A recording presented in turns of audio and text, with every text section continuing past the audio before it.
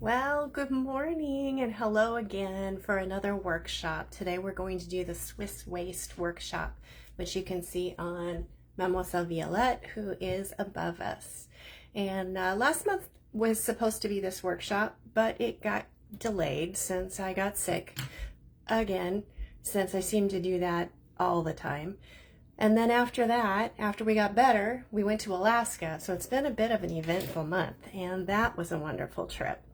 But now that we are back, I want to tell you about a couple of business items before we get started on the actual workshop. So the last video that we did for the Pellerine did get deleted by Facebook after 30 days. So if you've gone looking for it, you'll see that it's not there anymore. The problem on my part is that I did not upload it to YouTube as I had kind of been hoping to do. So I'm hoping to do that this time because I think it would be pretty useful to have them live there forever so that you don't have to go wondering whatever happened to that one. So some things that are coming up, because here it is, it's summertime. A lot of doll clubs go dark or quiet or on vacation or away for the entire summer. But just so you know, the June issue of Antique Doll Collector, which I believe is coming out imminently, some of you may already have it, is going to feature Mademoiselle Violette's second part of the article about her corselet dress. So she has, in this issue, she'll have the pink and white striped skirt, and she'll have a bonnet pattern. So the bonnet, you have likely seen this on the group already, but this is the little bonnet, and it is made of stiffened tulle.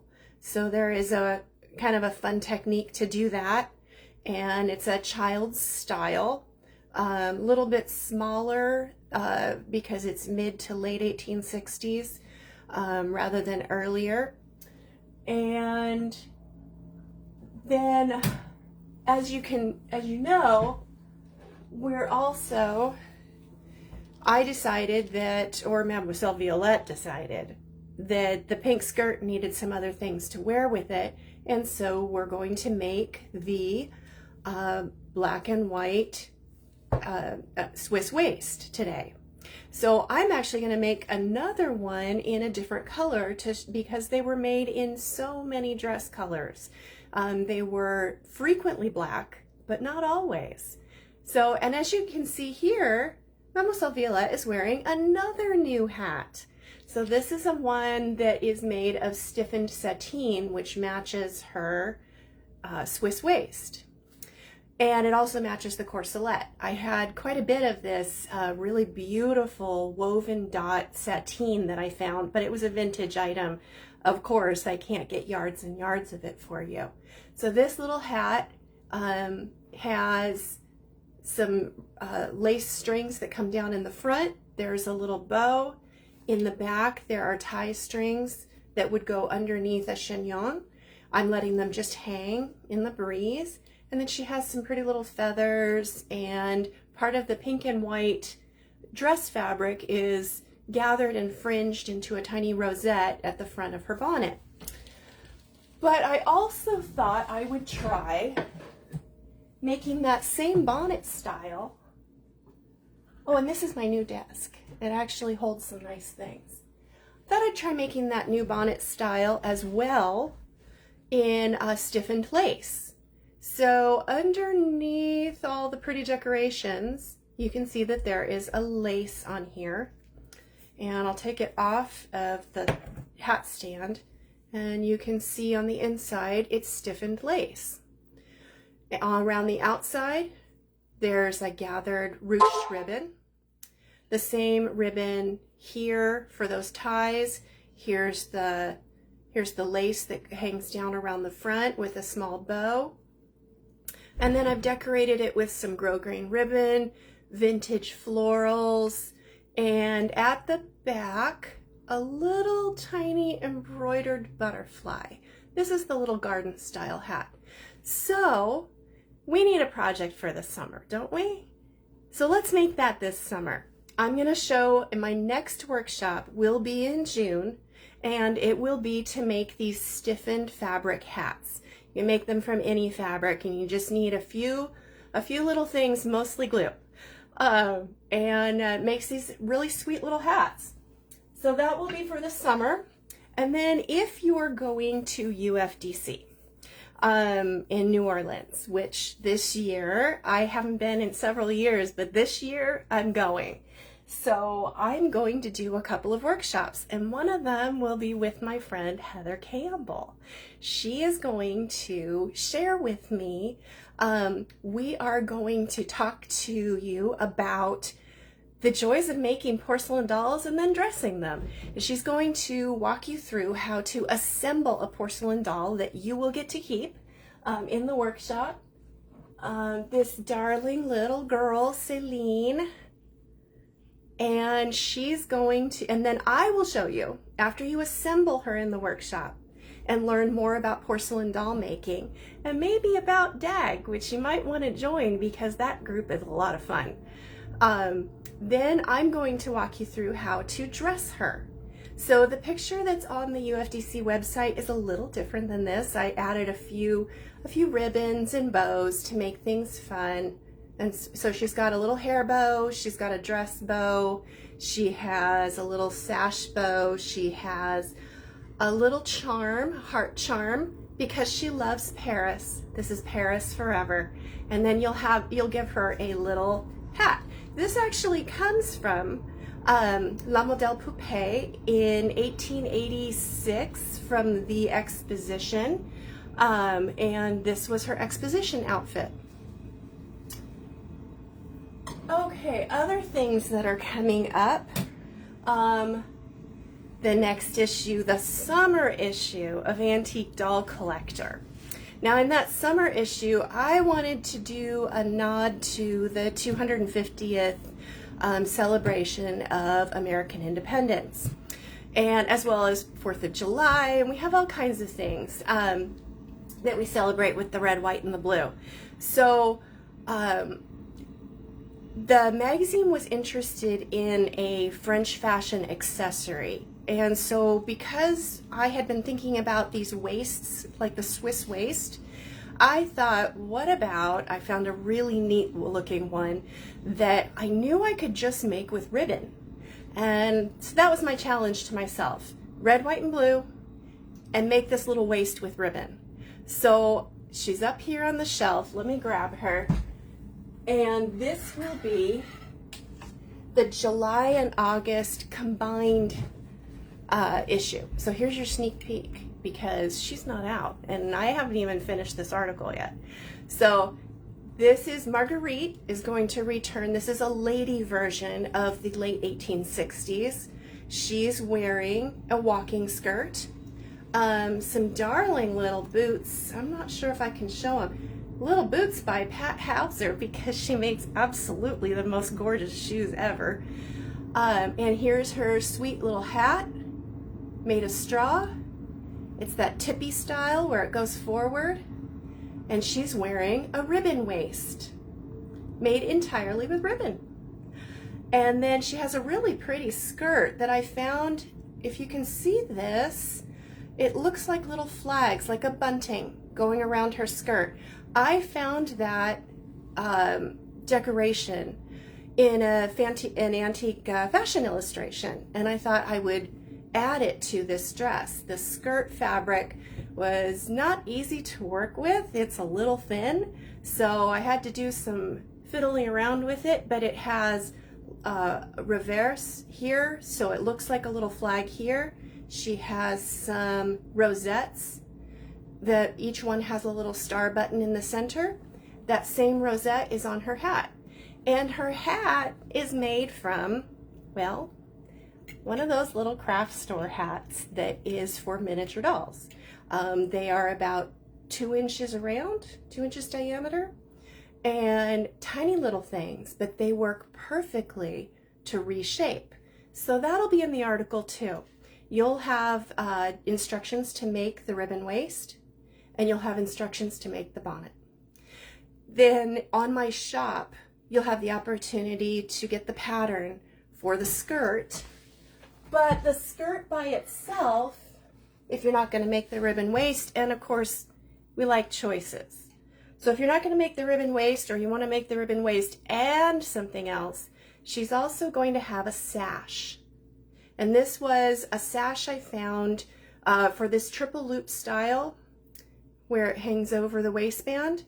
I found that in an Antique Fashion illustration. I think it was a Harper's. And she has the little panels cut short that are on the same as the skirt. Everything is bound in a really nice grosgrain ribbon that's rayon. I'll be giving the sources for that on Etsy. And then there's the little points with the star buttons. And Kathleen, my dear friend Kathleen Torres, has made some beautiful little fans. So she's going to, I think, be sharing some images for those in her doll paper group, but gotta wait and see what she feels like doing. But she sent me some beautiful images that I was able to cut them on my Cricut. And they're double-sided. I added gold. This is a toothpick handle. And then I added some feathers to the top. So that'll be her little accessory that she carries in the article. Okay, so that is a preview of what we've got coming up. And there's actually quite a lot. There is a lot coming up. So my other this is big news for me. I don't know if this is big news for any of the rest of you, but when I was little and I wanted to be a writer, and I told you in my last video that I came up with the name Rose Wren as part of my my author name, my fancy name. Well, one of the things I had always wanted as a teenager, really, all the way into my teens and a little older too, I had always wanted to live in a loft in New York and edit a magazine, a fancy magazine. Okay, well, I'm not interested in living in New York.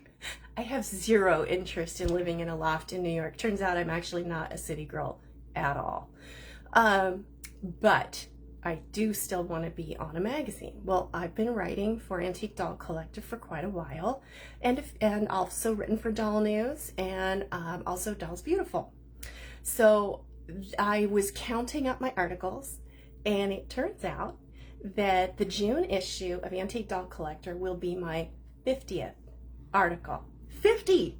I have 50 articles. I could not believe it. It's kind of exciting. But the other exciting news is that I will be listed on the Antique Doll Collector masthead as a contributing writer. I have always wanted to be listed that way on a magazine. This is so exciting.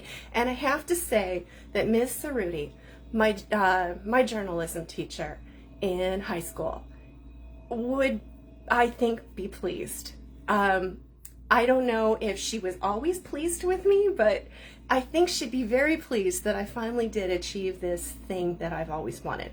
Okay, so with all that said, let's get to this workshop because it's about time, isn't it? So I'm going to be making the Swiss waist in the pansy color silk that I showed you on the group. But in case you hadn't seen the picture yet, it will be, this is the shade of purple, and this pretty lawn, very thin and fine, is going to be the skirt and possibly blouse that goes with it as well. It's a very light lavender stripe, and I'm coming up with just a deeper tone of the purple to use this. So this is a silk and cotton satin that's no longer sold. I grabbed everything I could at our fabric store before it was gone years ago. This is called Radiance, and it was by Kaufman, Robert Kaufman. So if you're ever able to find it, Radiance is wonderful. And I have put the German batiste interfacing onto the satin to stabilize it, because if I used glue on it, or it's shifting around a lot as you sew. This gives it a nice, slightly more firm texture, but that batiste interfacing is so sheer. I have it here, and it is, I use the dark gray, but I have white, I have ivory, and I think there's like a vanilla yellowy color as well. This just happens to be the dark gray. As you can see, there's almost nothing to it. And it's real cotton batiste with a light layer of little dots that will iron onto your fabric. You do not lose the hand of the fabric, you just gain stability. But again, using fusibles, I've never really entirely been sure if I'm okay with that. I like to be authentic as much as possible. But this is a wonderful product, and the batiste itself is a natural product. So I feel like I'm edging into territory that you may not be comfortable with if you are dressing an antique doll. You may need to consider something else. But if you're dressing a reproduction doll, I think you're well within bounds to use some of our more modern materials that make our work easier.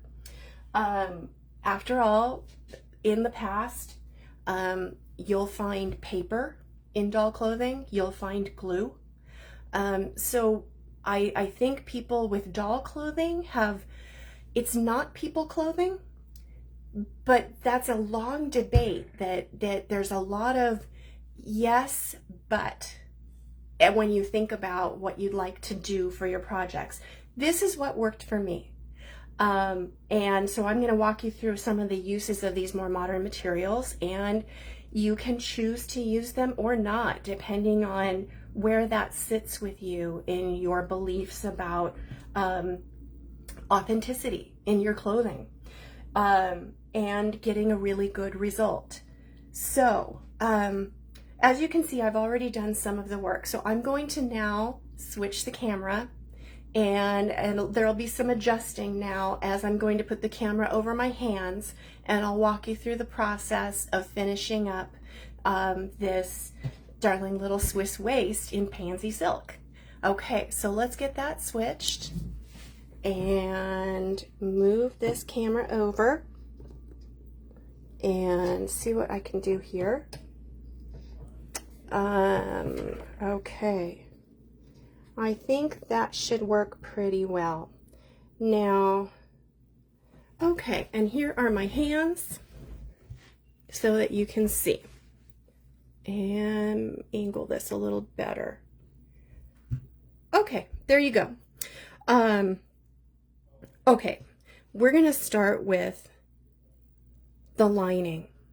This is the tarlatan that is adhered to the batiste, and I've already sewn it together along all of the seam lines, and I wanted to show you about these curved pieces. Now the curved pieces, in all honesty, they aren't necessary for fit. They are more of a design style line. But I liked the look in the back of the curved seam. So what I've done is I've marked the 3/8 inch seam allowance, because I'm not used to sewing 3/8 of an inch by hand. My eye automatically knows 1/8 of an inch or 1/4 of an inch, and I can do that pretty accurately without thinking about it. But when it comes to 3/8 of an inch, that's a little odd. So these pieces all have a 3/8 of an inch seam allowance, as did the pieces for the silk. I drew the seam allowance on there, and then I cut into the seam allowance on the center back curved piece only, not both, not the side back, just the center back. And so then I basted it in place, and I'm going to sew back again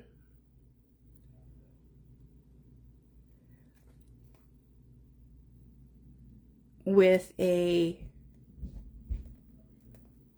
back stitch. And sometimes it's a little difficult to talk while I'm doing this, especially because my hands are farther away from my face right now than normal. But let me just go down that seam.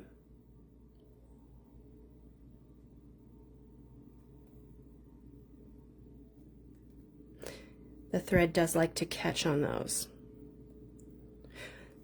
The tarlatan I used, it does not need to be very, very heavy. You could use buckram, which is usually a little heavier, but tarlatan and buckram come in lots of different weights. Oh, lost my thread there.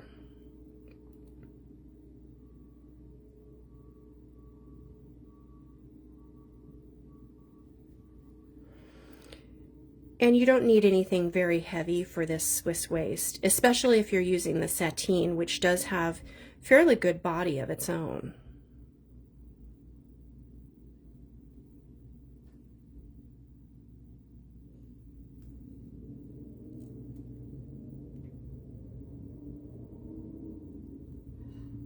Okay, getting near the end there.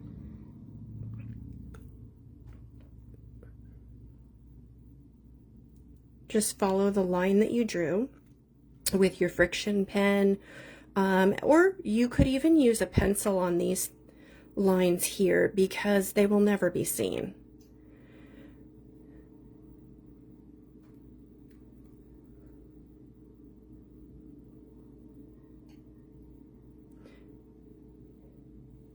Okay, and I'm going to use my tiny little scissors.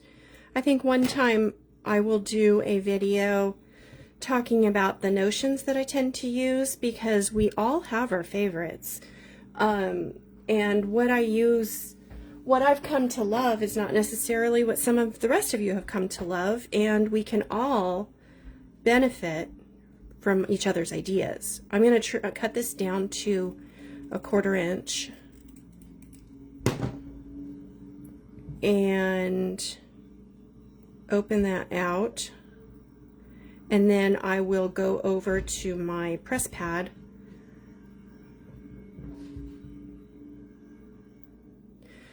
and press that. But because I've already drawn the cutting lines on here, I don't want to press that just yet. I will lose all my cutting lines. So this piece is 3/8, has the 3/8 of an inch seam allowance on it, but this piece is the interior of your waist, and it's actually the structure of the waist, which the silk is going to wrap around, which means that we need to cut this down, and the seam allowance is left on the silk piece. So I'm going to grab my pinking shears with the 3mm teeth, and I've already cut away the center back 3/8 of an inch.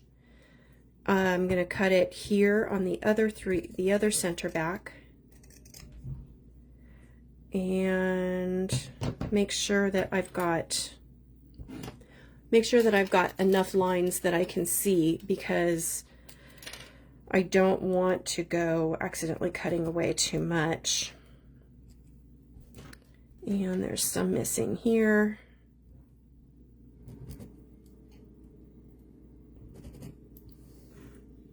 Let me see, move back into the camera there, just in case you aren't able to see what I'm doing. Okay, just give myself some better cutting lines that I can see. They seem to have faded a little overnight. I did this part yesterday.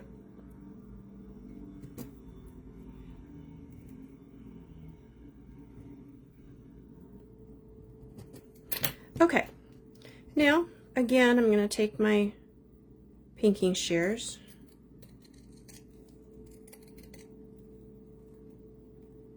And I'm going to do the scary thing, and I'm going to cut this away. And there we go.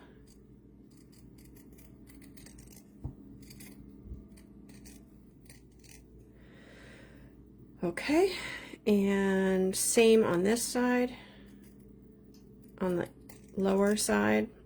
The Swiss waists were actually often very small, and mine is actually kind of on the bigger side.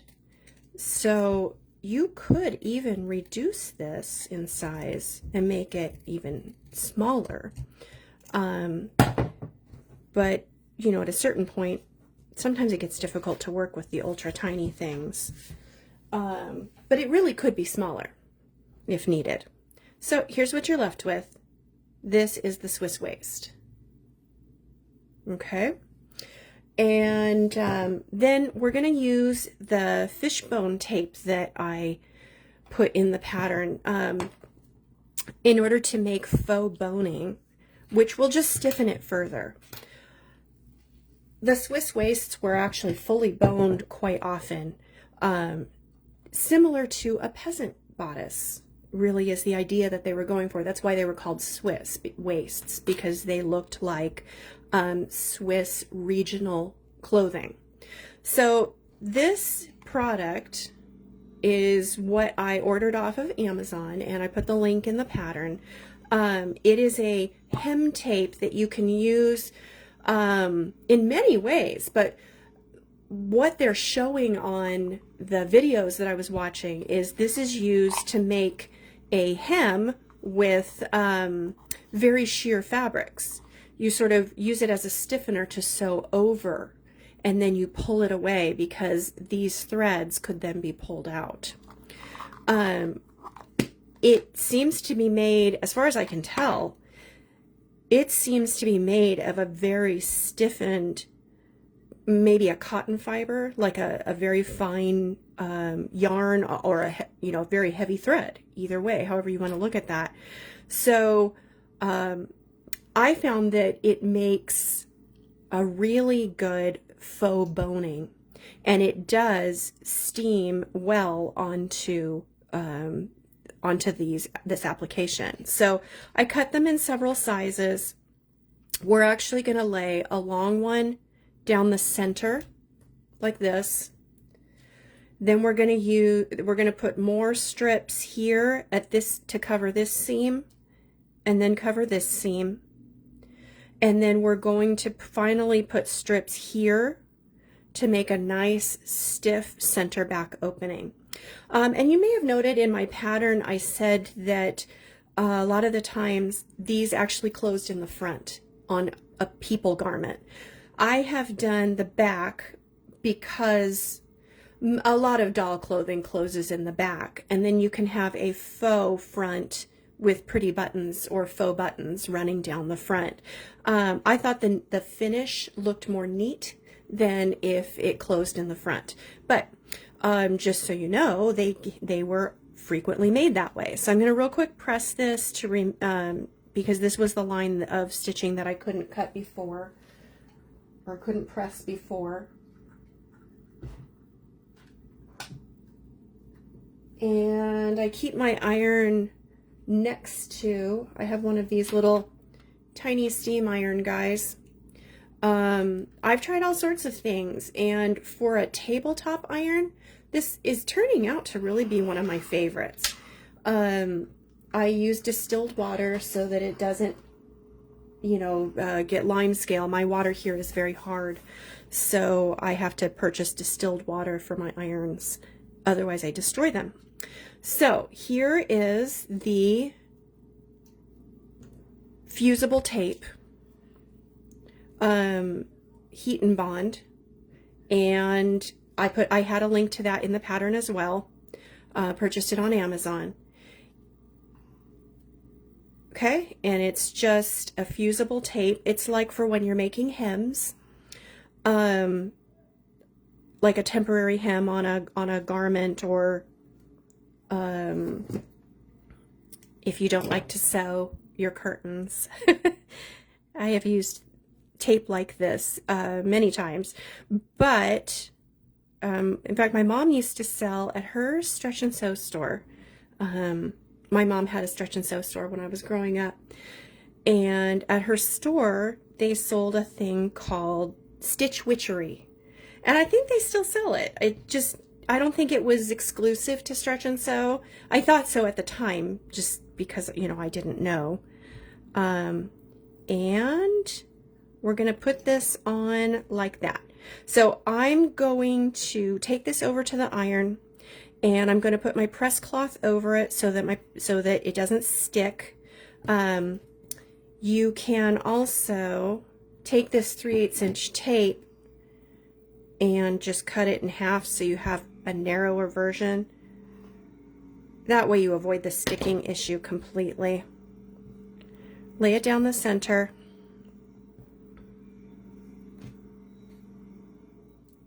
Lay this down the center. I just cut that tape. I cut this into 1/4 inch strips. And I used these long threads as the guide, and it seemed to be about 5 long threads to make a 1/4 inch wide boning strip. So now I'm not going to have to worry as much about the iron sticking to the tape because I've cut it in half. So I'm going to put that over here, and I'm working at my iron right now, and I'm just going to iron that together. And then turn it over. Now it's adhered on. I'm going to turn this over, cut it to a nice sharp point. This will help you make that point. Okay, and it looks like that on this side. And then you would do the same for these other ones here. I'm going to go ahead and quickly do 2 more, and then we'll move on. I'm not going to do the whole waist today or at this point, so that we can move on to other things. So I'm going to do these front side seams, and again, cut this down. It's a very quick process, and you know, we're back to, is a fusible product okay? Well, on this application, I decided it was. I decided this was just fine. And it sure helps me work.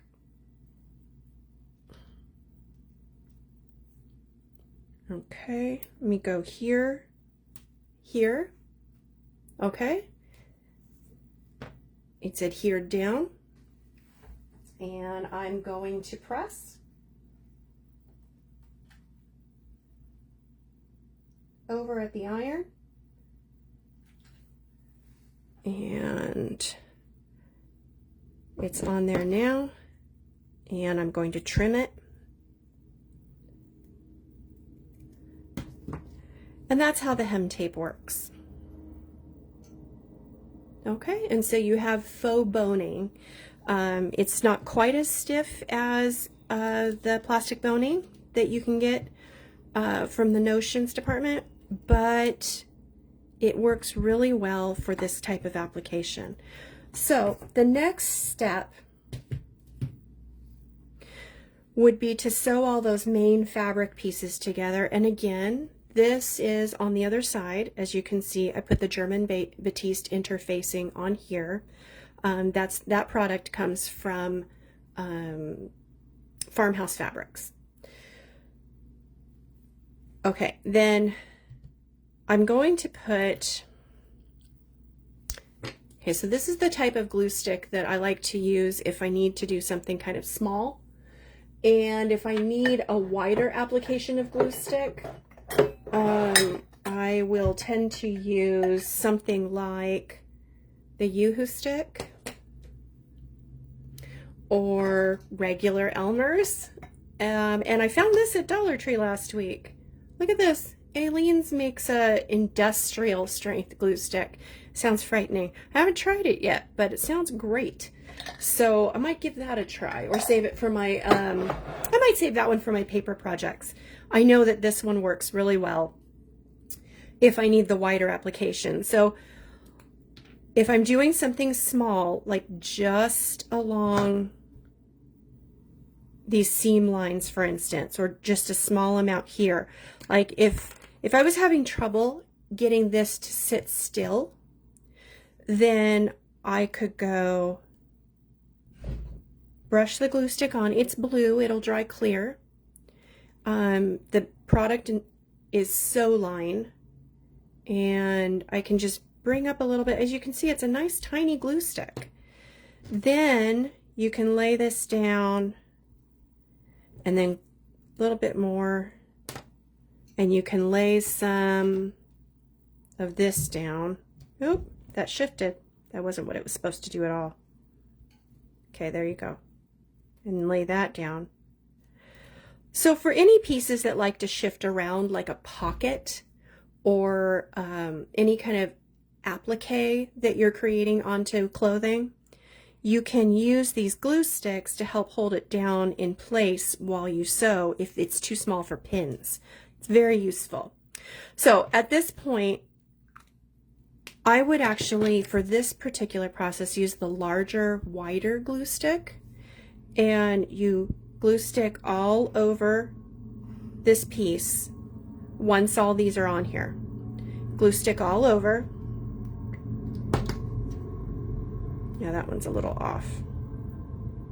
I'm actually going to remove that and put that on. Let me just re-steam that. It seems to have shifted. You want to center the strips on the seams. Okay, that's better.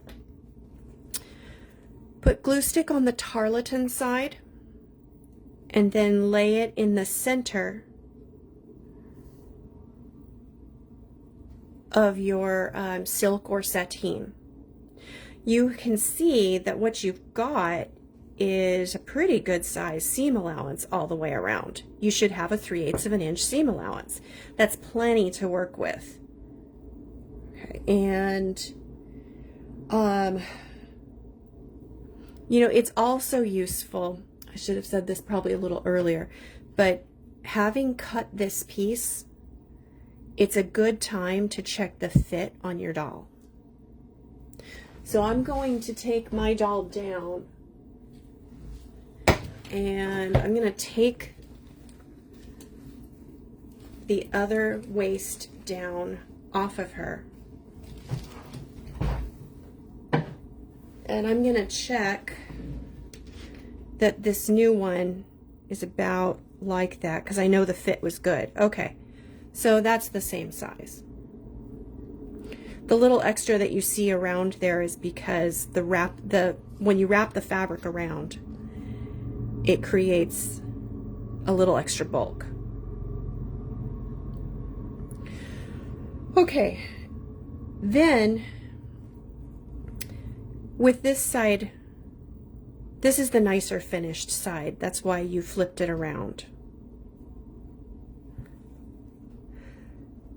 You're going to use the smaller glue stick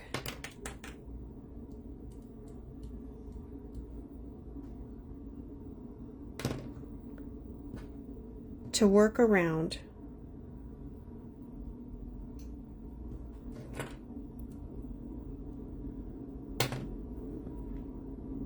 and fold this down all the way around. That's to hold it in place so you can baste it. I recommend when you baste that you try to catch only the batiste. Try not to have your stitches go through to the front as much as possible. You will be covering those stitches in case anything shows. Don't worry about it too much, because you will be covering that top edge that you had caught there. You'll be covering that with a pretty trim. So it's best to try to only catch this layer of the batiste interfacing, But again, don't worry about it too much. And this won't shift on you as much as mine did. So to do a point, again, mine is shifting around because I didn't glue stick it in place. Okay, but to make a point, apply glue stick to the whole thing, fold the center down first.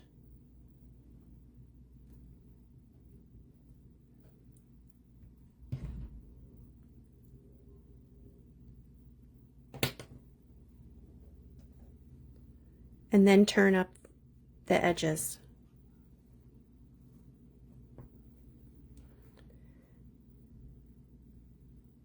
So that you on the front have created a nice tight point with no raw edges showing.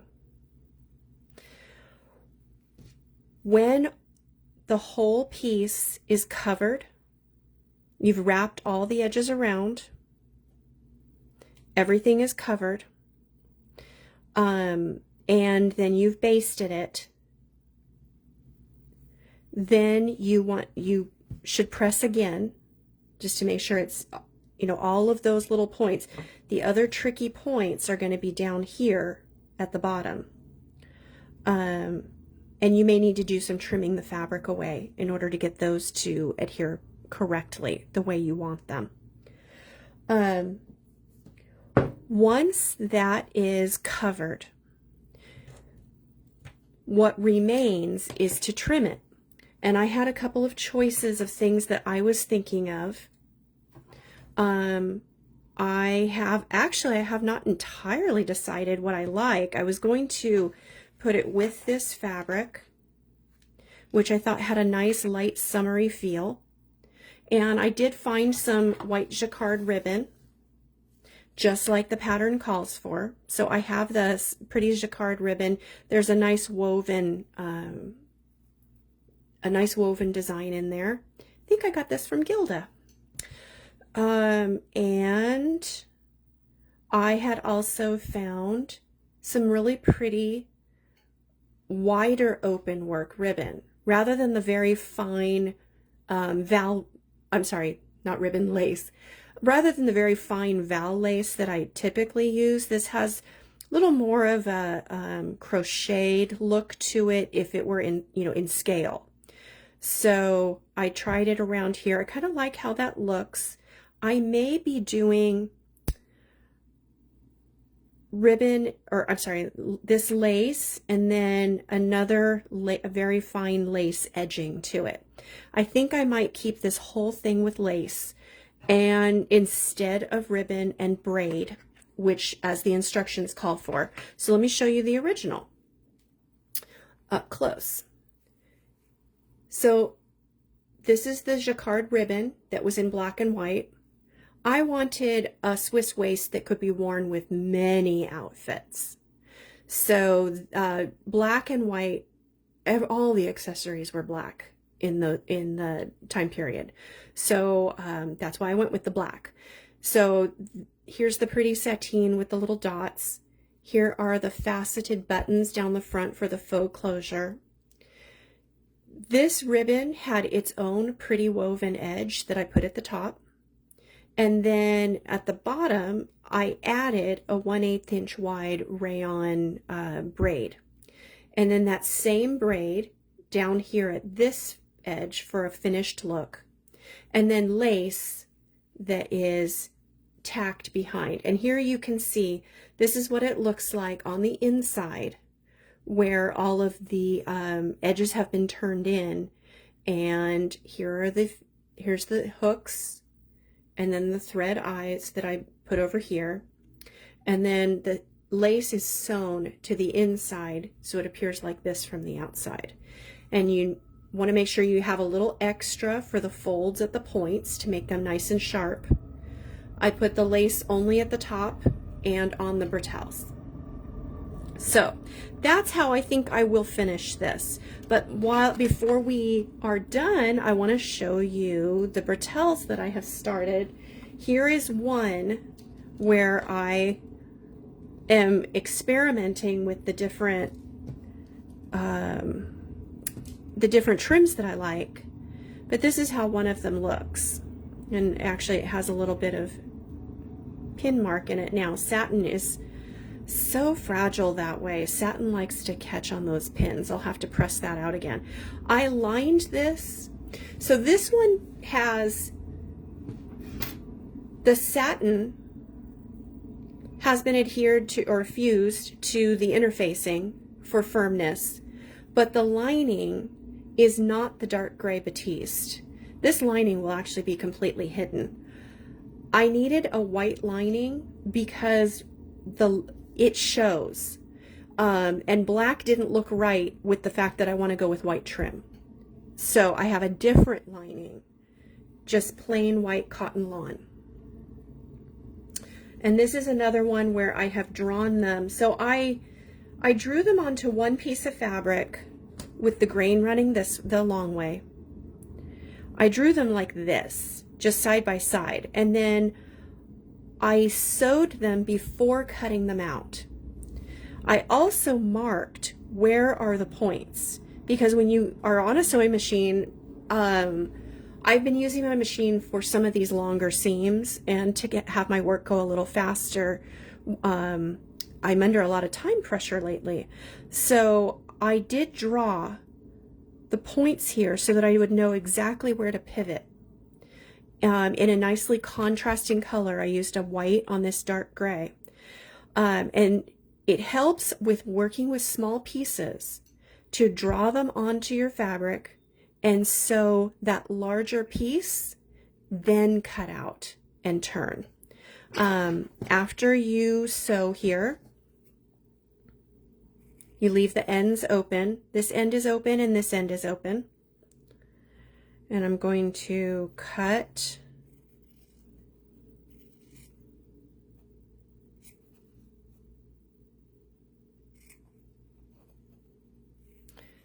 okay, I'm going to cut the bretelles out here.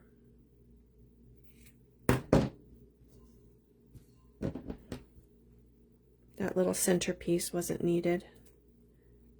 Okay. Then I always cut these seams down before trying to turn such a small item. A little like a scant 1/8 of an inch is good.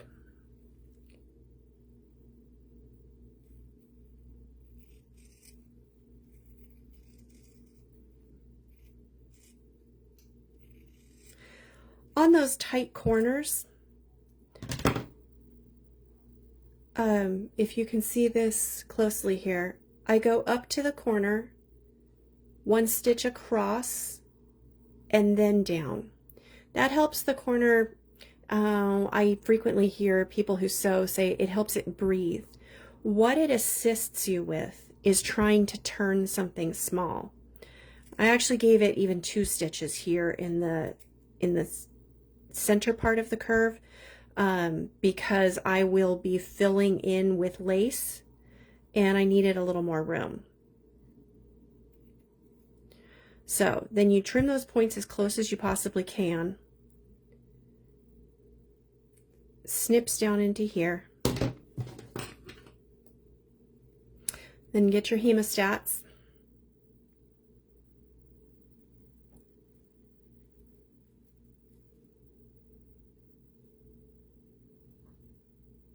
Help them grab something there. And turn it through.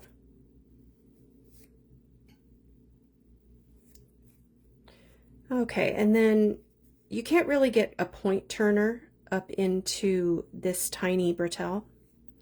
So, see if I can find the edge there.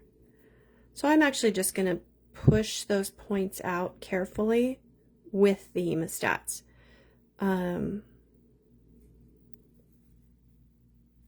Let me turn that out a little bit. Okay, pushing out this corner a little bit, as much as I possibly can. Okay, so that funny looking little piece. So then, in order to help flatten this, I will usually spritz with my like water or my vodka spray. My vodka that I use as starch, I promise. I scent it with lavender, so I wouldn't even want to drink it. I promise that is not at all interesting to me. And then you can kind of roll. If it's a little damp, you can more easily roll it. And that helps ease those tiny seams way out there. You want this as nice and flat as possible.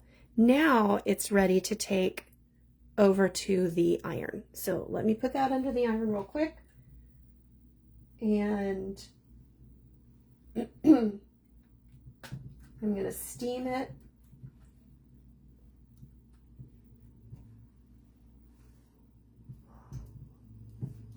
Okay, and there we go. There's the second Bretelle. So now both of these are ready to trim and then sew to the inside like this. The ends do not need to be finished.